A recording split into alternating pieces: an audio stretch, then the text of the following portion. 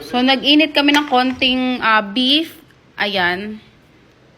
Para sa mo, napakalambot. Grabe, diba? Oh! Then, may napanood kami na nilalagyan daw ito ng kalamansi. Pero konti lang. Tignan natin kung mas masarap siya na may kalamansi talaga. So, go!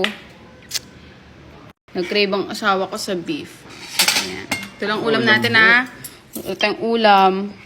Puro gamit na ng baby natin, binibili natin. Joke lang. So, ayan, ang lambot, oh. Kung mahilig kayo sa ano, mga kat, ayan. Ang tawag niyan, B? Gatil ba yan? Oo. Grabe, sarap. Little. Little, gatil. Ayan, ulitin. Grabe talaga. Ano mo yung little? Oh, grabe. Napakalambot. Sarap. Ito ulam ko. Yan ang ulam niya. O, diba? Kailangan masaba. Wala kaming malunggay. Naubusan na. Grabe. Lagi akong malunggay kasi araw-araw. Ayan, ulam niya lang yan. Ito akin. Tadan! Kasama pala to sa bundle 3, pero depende kung beef ang makukuha nyo or yung bangus belly. Pares naman siya bestseller. Ayan.